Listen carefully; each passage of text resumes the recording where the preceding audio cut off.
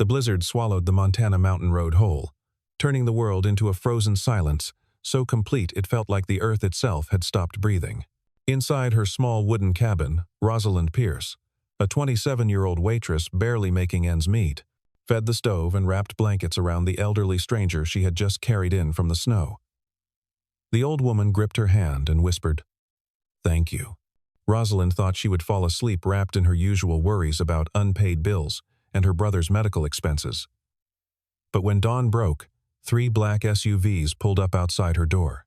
A millionaire stepped out, calling her name, asking one question that would crack her world wide open. "Who saved my mother last night?" The storm had begun without warning. Rosalind's beaten Ford sedan sputtered and died halfway up the mountain pass, radio crackling with emergency alerts about road closures. She had been driving home from her evening shift at Snowline Diner, bone-tired and counting the tips in her pocket. $43. Not enough. Never enough. Then she heard it. A weak cry cutting through the howl of wind. She climbed out of her stalled car, snow stinging her face like thrown glass, and saw the figure collapsed 20 feet from the roadside. An elderly woman in a soaked wool coat, lips blue, one glove missing. Rosalind did not think. She acted. She hooked her arms under the woman's shoulders and dragged her through knee-deep drifts, her own lungs burning, muscles screaming. The woman was heavier than she looked. Dead weight against the storm. Rosalind fell twice. Got up twice. The cabin was 300 yards away. It might as well have been 3 miles.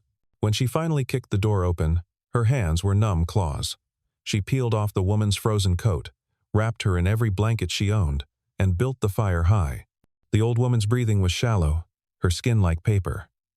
Rosalind rubbed warmth back into those hands, blew on the fingertips, tucked her own body close to share heat.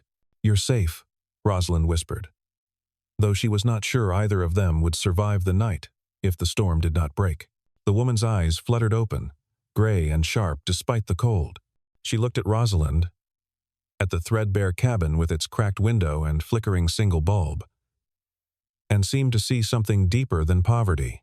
Her gaze landed on the old knit scarf hanging on the wall, faded red with unraveling edges. "That scarf," the woman murmured, "smells like a mother's hands." Rosalind's throat tightened. "It was hers. Then she raised you right." The woman squeezed Rosalind's fingers. "Kindness has a legacy." Rosalind did not understand what she meant. She fetched hot water, made weak tea from her last bag, and sat by the fire watching the stranger's chest rise and fall. On the shelf above the stove sat a small snow globe, a cheap souvenir from a childhood trip she barely remembered. She took it down, shook it gently, and held it where the woman could see the tiny winter village inside swirl and settle. "Look," Rosalind said softly. "It's beautiful when you let it move." The woman smiled, closed her eyes, and slept. Rosalind dozed off sitting upright, her back against the wall, one hand still resting on the woman's shoulder. She woke to the sound of engines. Heavy vehicles, multiple. The kind of sound that did not belong on this forgotten mountain road. Rosalind stumbled to the window and saw them. 3 black SUVs parked in formation. Security personnel in dark coats, sweeping the perimeter with practiced efficiency. And then a man stepped out of the lead vehicle.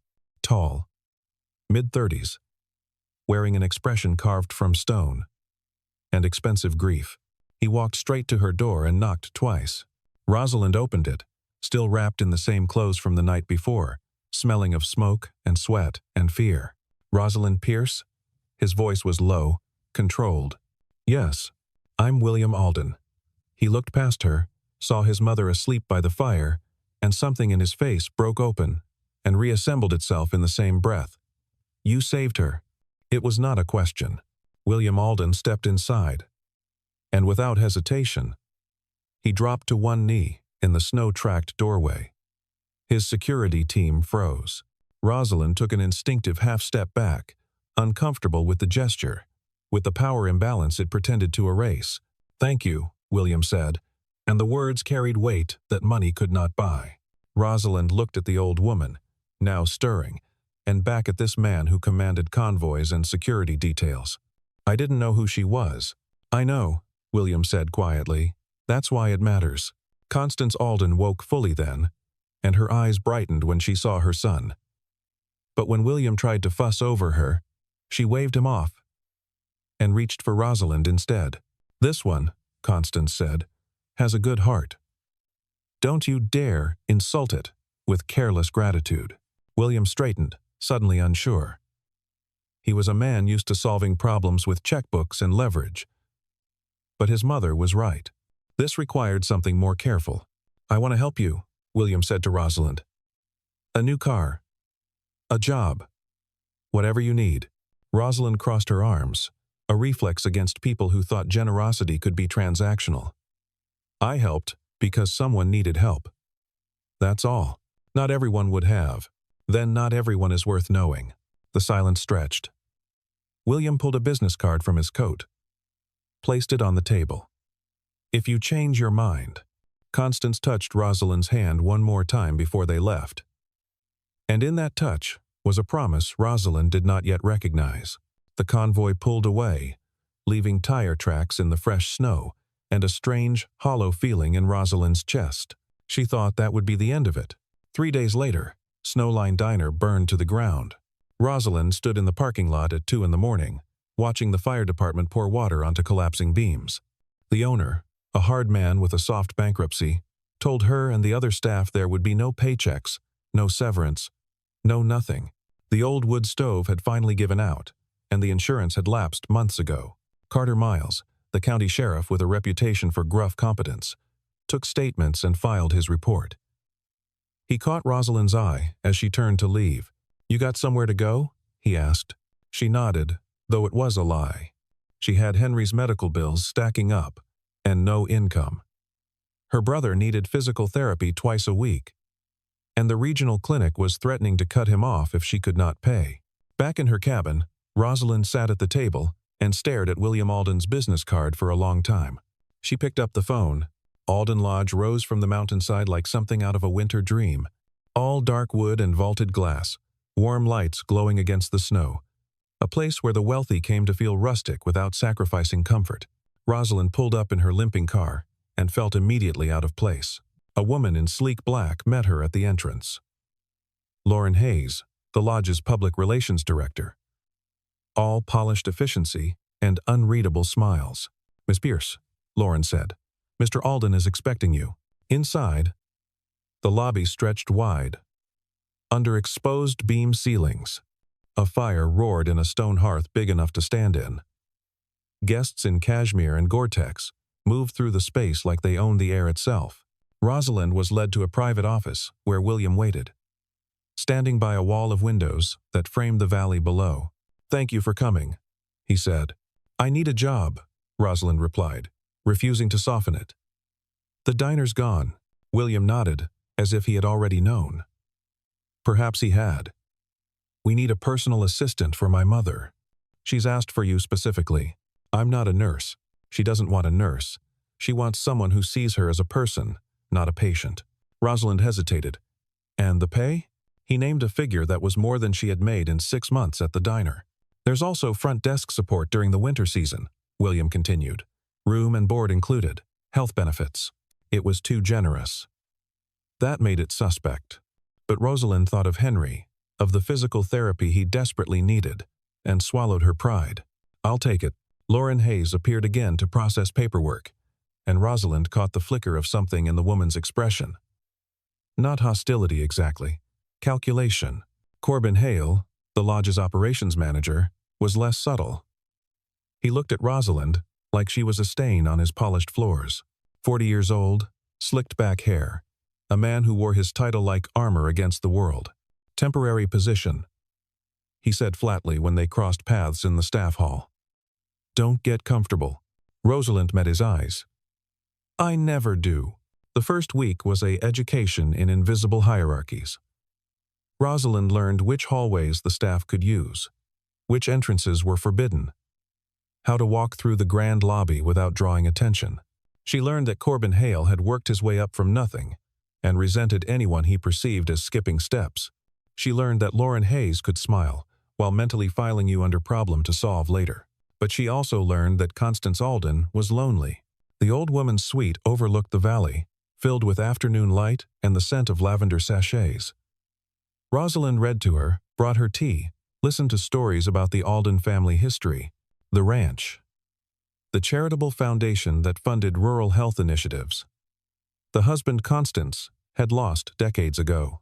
"My son," Constance said one afternoon, "thinks money can build walls high enough to keep grief out.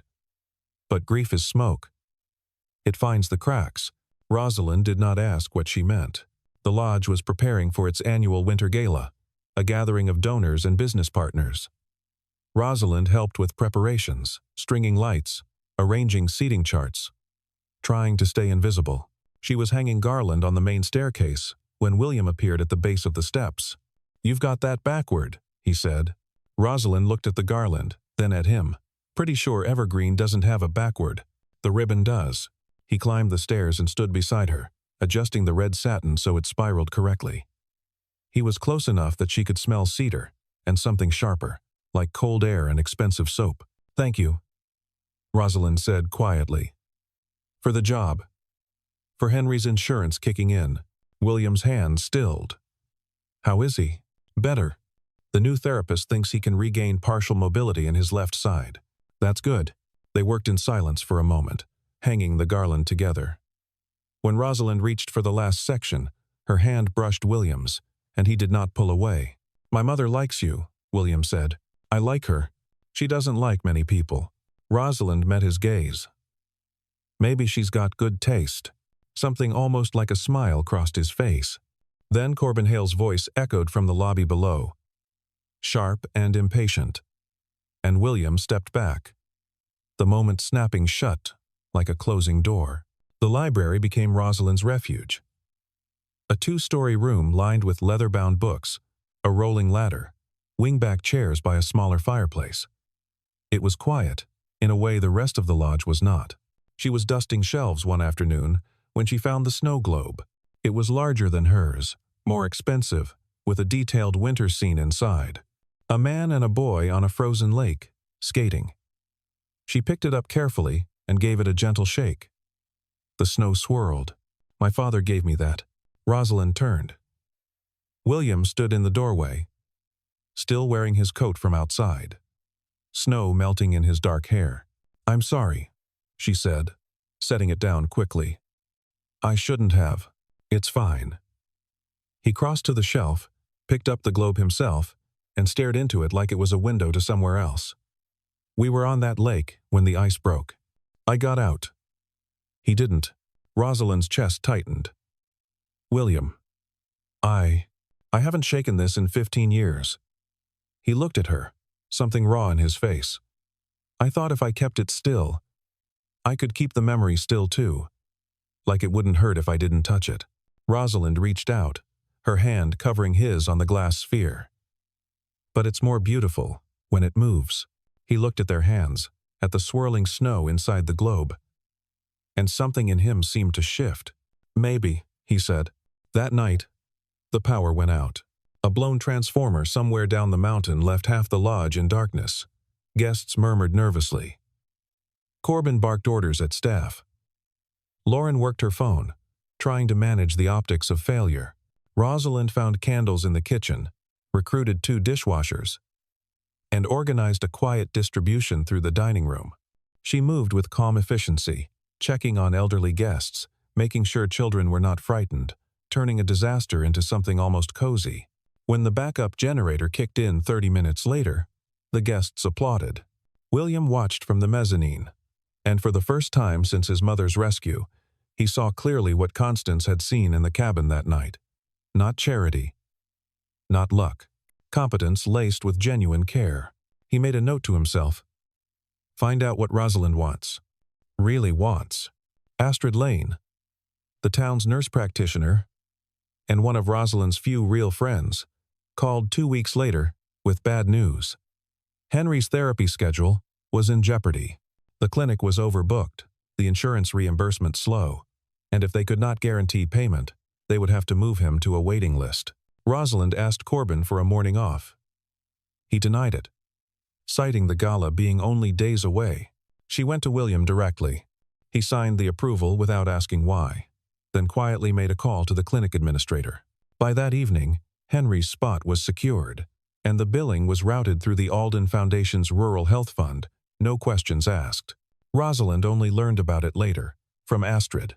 "Your boss must really like you," Astrid said. Rosalind did not know how to feel about that. The gala was everything Corbin had promised. 100 guests in black tie, a jazz quartet, wine that cost more per bottle than Rosalind made in a week. She worked the coat check, fetched drinks, stayed on the edges.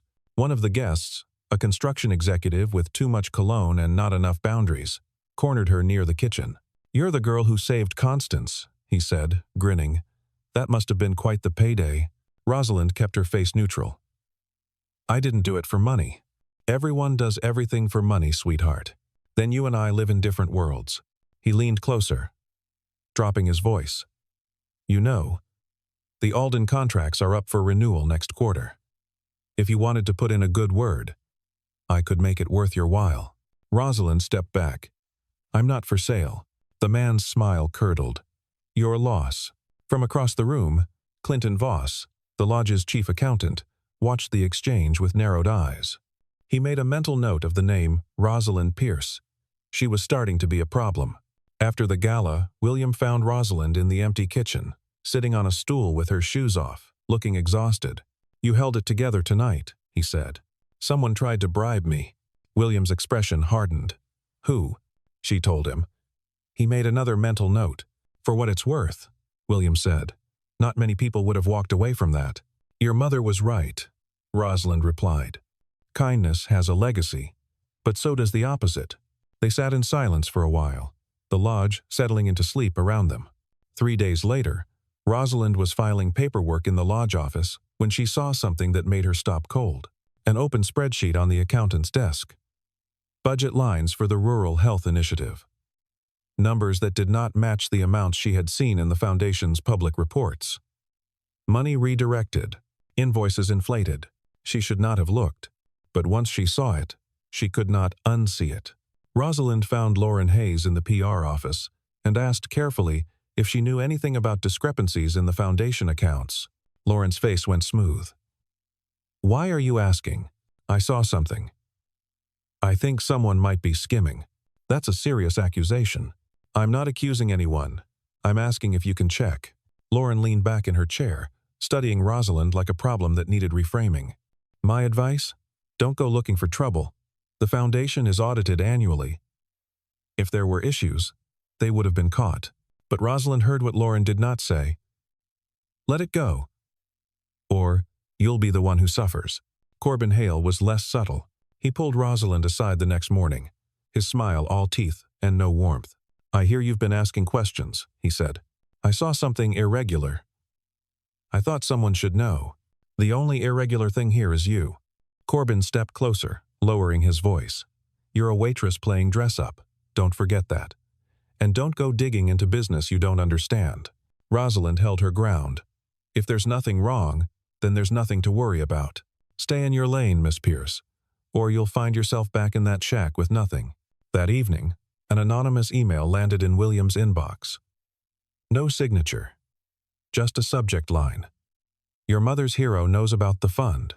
The message implied that Rosalind had discovered the Foundation's black budget and suggested she might be looking to leverage that knowledge. William read it twice, his jaw tight. He called Rosalind into his office the next morning. The tone was different now. Colder. "Did you know who my mother was when you saved her?" William asked without preamble. Rosalind blinked. "What?" "The night of the blizzard." "Did you know who she was?" "No." Rosalind's pulse quickened. "Why would I? Someone seems to think you're asking questions about Foundation finances, that you have information you're planning to use." Rosalind felt the floor tilt. "That's not who told you that? It doesn't matter." "It does matter." Her voice rose. "Someone is lying, and you're believing them over me." William's face was stone. "You have access to areas of this lodge you should not. You've been seen in offices after hours." "You.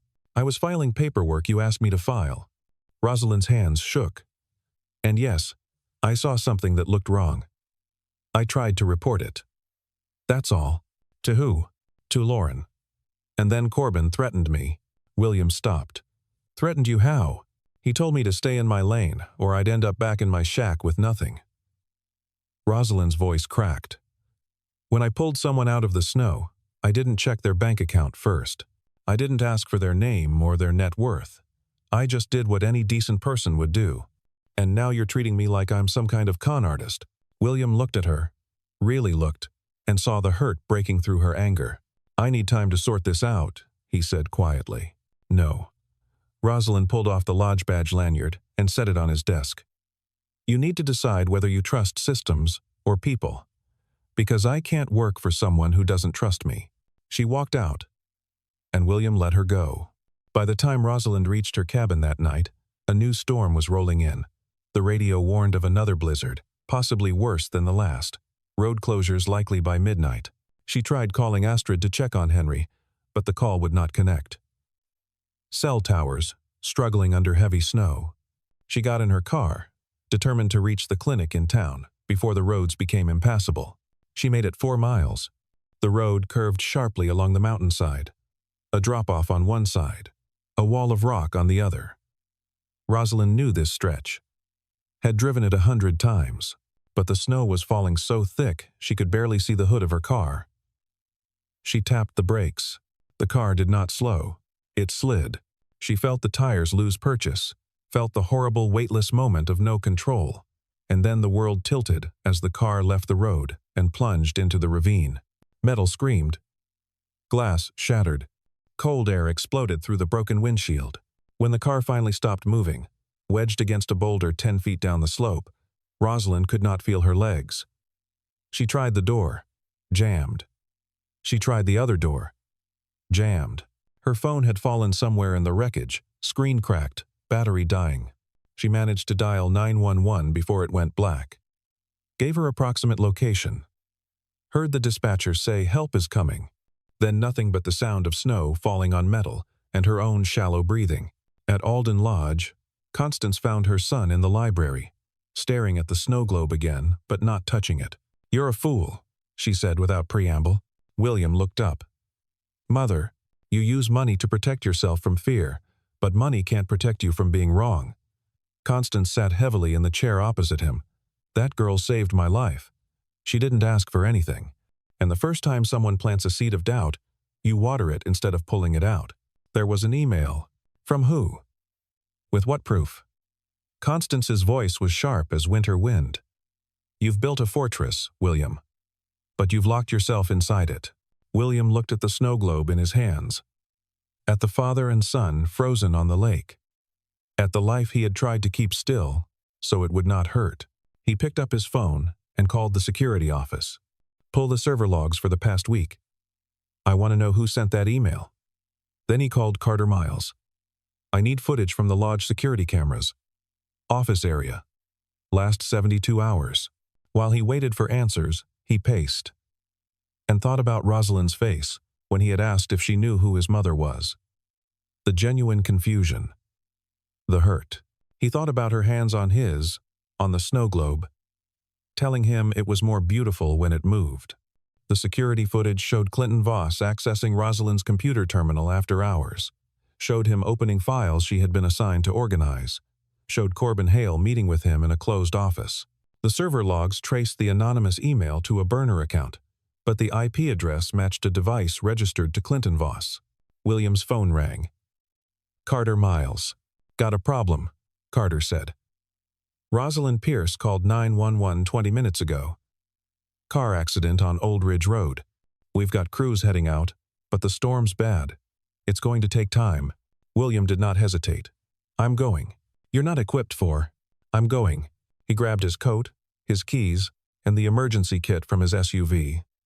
He called his security team, but he did not wait for them. He drove into the storm alone. Old Ridge Road was a white nightmare. William's SUV had chains, 4-wheel drive, and every safety feature money could buy. But even he could barely see 5 feet ahead. He drove by memory and desperation, following the faint tracks where Rosalind's car had left the pavement. He found the skid marks, the broken guardrail, the deep gouge in the snow where her car had gone over. William parked, grabbed a flashlight and a coil of rescue rope, and scrambled down the slope. The car was crumpled against a boulder. Driver's side caved in. The passenger door was blocked by a tree. Steam rose from the hood. "Rosalind!" A weak sound from inside. He tried the driver's door. Jammed shut. He wedged a crowbar into the frame and pulled with everything he had. Metal groaned. The door gave an inch. Another. Finally enough to open. Rosalind was conscious, but barely. Airbag deployed. Blood on her forehead. Shivering violently. "Don't sleep," William said, his voice rough. "Stay with me." He checked her neck, her spine. Carefully unbuckled her seatbelt. Eased her out of the wreckage and wrapped her in the thermal blanket from his kit. Her lips were blue. She looked at him with glassy eyes. "You came," she whispered. "Of course I came. You didn't trust me. I was wrong." He held her close, his body heat the only thing between her and shock. "I was so wrong." Carter Miles and the rescue team arrived 10 minutes later. They stabilized Rosalind, loaded her onto a backboard, and carried her up to the waiting ambulance. William rode with her, holding her hand the entire way. At the clinic, Astrid took over with the calm competence of someone who had seen too much trauma in too few years. She checked vitals, treated the head wound, ran scans for internal bleeding, minor concussion, hypothermia, cuts and bruises, but alive. Rosalind woke in a white room to the sound of steady beeping and the sight of William sitting in a chair by the window, his face drawn and exhausted. "You look terrible," she said, her voice hoarse. He laughed. A sound caught between relief and something breaking open. "You look worse. I didn't think you'd come. I should have come sooner." William moved to sit beside her bed. "I should have trusted you from the start. I have proof now.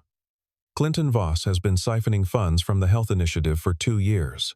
Corbin Hale was paid to cover it up. And they tried to frame you when they realized you'd seen something." Rosalind closed her eyes. "I should have kept my mouth shut." "No." William's voice was firm. "You did exactly what you should have done. And I failed you. You came into a blizzard. I should have come sooner," he repeated.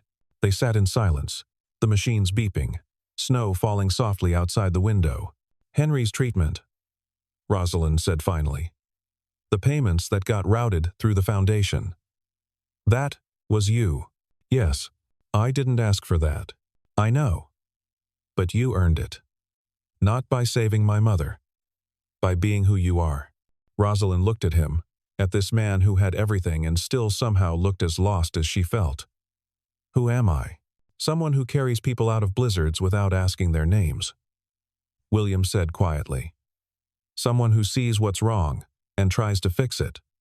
Someone who's braver than I've ever been." He reached for her hand, and this time, she did not pull away. The next morning, William convened an emergency board meeting at Alden Lodge. Carter Miles was present. So was an attorney from the county prosecutor's office. William laid out the evidence.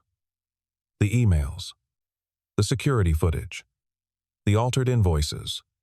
Clinton Voss had been using shell companies to inflate costs, pocketing the difference. Corbin Hale had been paid to ensure no one looked too closely. Clinton sat stone-faced through the presentation. Corbin tried to bluster, then deflect. Then finally went silent. "You're both suspended effective immediately," William said, "pending a full investigation and likely criminal charges." Lauren Hayes, who had been silent throughout, spoke up. "I should have listened when Rosalind came to me. I chose not to see the problem. That's on me." William nodded. "You'll be placed on probation. Use it wisely." After the meeting, he found Constance in her suite, looking out at the valley. "You were right," he said. "I usually am." She turned, her expression softening. "But I take no pleasure in it. Not when it cost that girl so much. I'm going to fix it." "Good. Start by not making it about money." William knew what she meant. 2 weeks later, on a clear morning with the valley sparkling under fresh snow, the Alden Foundation held a press conference at the lodge. William stood at a podium, reporters assembled. cameras rolling. "Today we're announcing a new initiative," he began. "The Rosalind Project. A mobile health clinic serving rural communities across the state, equipped for primary care, physical therapy, and mental health services, funded in perpetuity by the Alden Foundation." He paused, looking directly at Rosalind, who stood at the back of the room with Astrid and Henry. Her brother was walking with a cane now, slow but steady progress. "This program is named for someone who taught me that the measure of wealth is not what you keep for yourself, but what you give back with integrity. Someone who risked her own safety to help a stranger in a storm. Someone who saw corruption and spoke up, even when it would have been easier to stay silent. Someone who makes the world warmer, just by being in it." Rosalind felt her face flush. She tried to shrink back, but Astrid nudged her forward. Lauren Hayes, now the project's communications director and genuinely reformed by her brush with complicity, approached Rosalind with a microphone. "Would you like to say anything?" Lauren asked softly. Rosalind took the microphone, her hands shaking slightly. She looked at the cameras, at the reporters, at William, watching her with something like hope in his eyes. "I'm not a hero," she said. "I just did what anyone should do. Help people when they need it.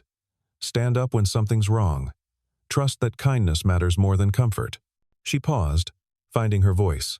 "This project, if it helps even one person get the care they need, then maybe all of this meant something.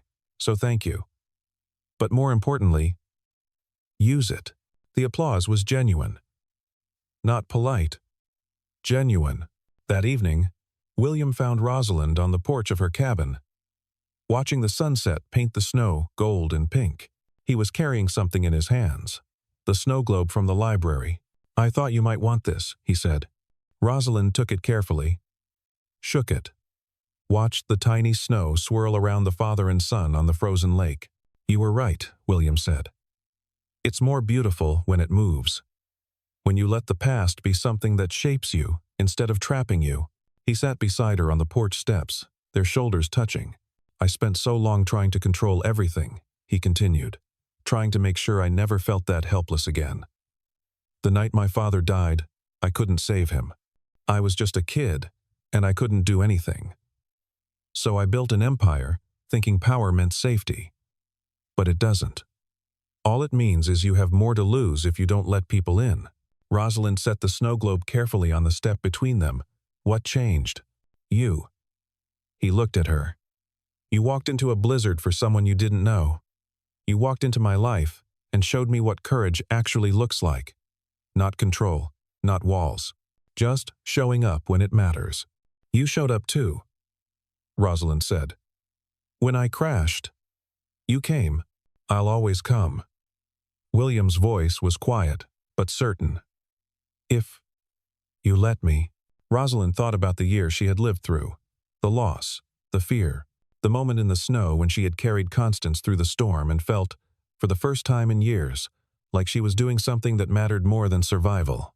She thought about how easy it would be to say no, to protect herself, to stay small and safe. And she thought about the snow globe in her hand, and how beautiful things were when you let them move.